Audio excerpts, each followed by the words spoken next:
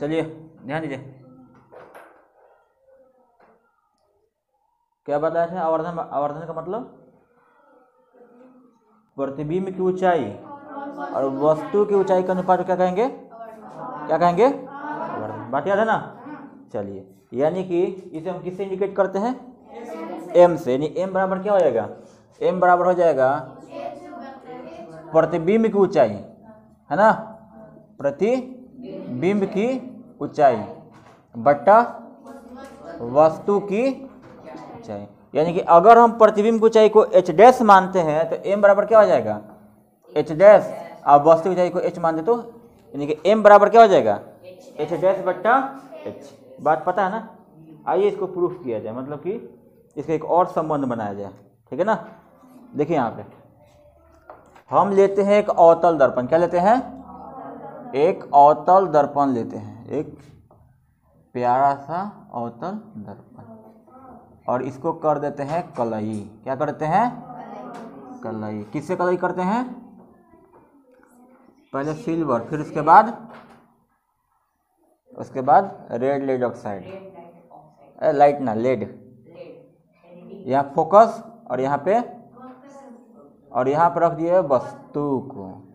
तो हम लोगों ने पढ़ा है कि किसी वस्तु से अनंत प्रकाश की किरणें निकलती हैं, लेकिन प्रतिबिंब के निर्माण के लिए हमें दो ही किरणों की आवश्यकता होती है, और ये दोनों किरणें वास्तविक रूप से या काल्पनिक रूप से जहाँ कटती हैं, कटती हुई प्रतीत होती हैं, वहीं पे क्या बनता है? वस्तु का। बात पता है ना? सही बात है।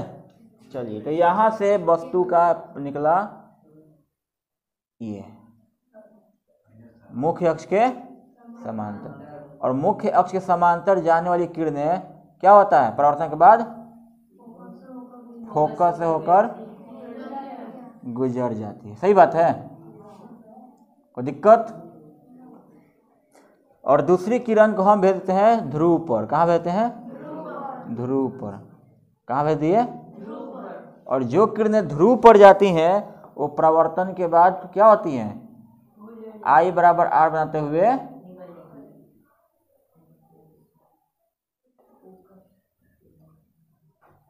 क्या हो रहा है? कहाँ पर जा रहा है?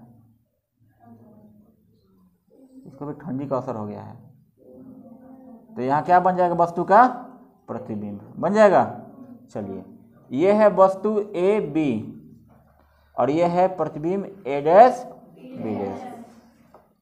पी से ए तक की दूरी को हम क्या बोलेंगे? वस्तु दूरी। पी से ए तक की दूरी क्या बोलेंगे? अब पी से ए डैश तक की दूरी को, बात समझ में आ रही बात? चलिए, हम यहाँ क्या लिखेंगे कि माना कि mm डैश एक अवतल दर्पण है जिसका ध्रुव P और फोकस F है। कोई दिक्कत?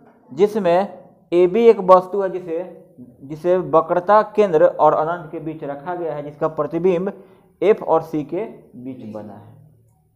ठीक है, इतना तो लिख लोगे? आइए अब यहाँ ध्यान दीजिए। देखिए, जब दो त्रिभुज एक ही रूप के होते हैं, क्या होते हैं? एक ही रूप के होते हैं, भले ही उनकी लंबाई, मतलब भले उनके लंबाई चौड़ाई कुछ भी क्यों ना हो, उनका रूप मिलना चाहिए, तो हम उन्हें समरूप कहते हैं। क्या कहते हैं? समरूप कहते हैं। क्या कहते हैं उनको? समरूप। और समरूप त्रिभुजों के जो संगत भुजाएं होती हैं वो समानुपाती होती है। क्या होती है? क्या होती है? तो यहाँ देखिए ध्यान से, BAP त्रिभुज BAP और त्रिभुज B dash A dash P, देखो तो दोनों एक ही जैसा दिख रहा है आपको, है ना? हम लोग समरूप प्रूफ कर भी सकते हैं, लेकिन कोई जरूरत नहीं है करने की। हम लोग जब पढ़ेंगे त्रिभुज तो वहाँ पे हम लोग अपना करते रहेंगे। ठीक है, चलिए, कोई दिक्कत नहीं है। तो जब दो त्रिभुज समरूप होते हैं तो उनकी संगत भुजाएं क्या हो जाती हैं? समानुपाती। यानी आधार के समानुपाती और लंब के समानुपाती, ऊंचाई के समानुपाती। कोई दिक्कत? चलिए, तो यहाँ हमें क्या मिलेगा? हमें मिलेगा त्रिभुज, लिख देते हैं केवल, समरूप त्रिभुज BAP तथा B dash A dash P में। तो क्या हो जाएगा? AB बट्टा बोलिए, ये भी ऊंचाई है ना, तो इसमें कौन ऊंचाई है? ए डैश बी। बहुत बढ़िया, सही है। इसका आधार क्या पी ए है ना, तो इसका आधार कितना हो जाएगा? P A dash. कोई दिक्कत? चलिए मान लेते हैं कि इस वस्तु की ऊंचाई h है, वस्तु की ऊंचाई h है और प्रतिबिंब की ऊंचाई h डैश है, h डैश है। चलिए तो ऊपर की दूरियां क्या होती हैं? तो प्लस h हो जाएगा। नीचे की दूरियां क्या होती हैं? तो माइनस h डैश हो जाएगा। चलिए p जो ये है p से a, ये बताइए ये लेफ्ट साइड में है कि राइट साइड में है? तो लेफ्ट की दूरियां क्या होती हैं? माइनस। तो पी ए क्या है? किसकी दूरी? वस्तु दूरी। क्या होगा इसका संकेत? माइनस यू हो जाएगा। अब पी ऑफ ए क्या है? ये पी ए क्या है? P A dash. तो इसका भी चिन्ह क्या होगा? चिन्ह क्या होगा? माइनस भी। कोई दिक्कत? यहां से काट देंगे। चलिए हमें देखो दिख रहा है ना, यहां तक दिख रहा है?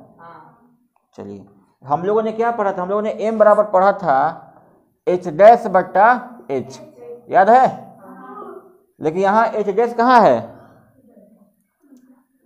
नीचे है, लेकिन हमको कहाँ चाहिए? तो क्या करेंगे? इसको पलट देंगे। तो बहुत बढ़िया, पलट दीजिए।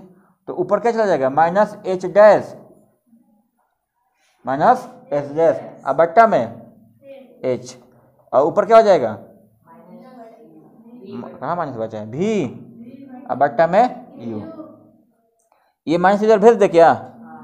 तो क्या हो जाएगा? h डैश बट्टा h बराबर माइनस भी बट्टा u। ये किसका सूत्र है? इसलिए m बराबर क्या हो गया? माइनस भी बट्टा u। ठीक है, m बराबर क्या हो गया? माइनस भी बट्टा u हो गया। ये सूत्र हम कब प्रयोग करेंगे? जब हमें वस्तु दूरी और प्रतिबिंब दूरी पता हो। और ये कब प्रयोग करेंगे? जब हमें प्रतिबिंब की ऊंचाई और वस्तु की ऊंचाई पता हो। ठीक है, इस तरह के दो सूत्र हो गए आवर्धन के लिए, नोट कर लीजिए।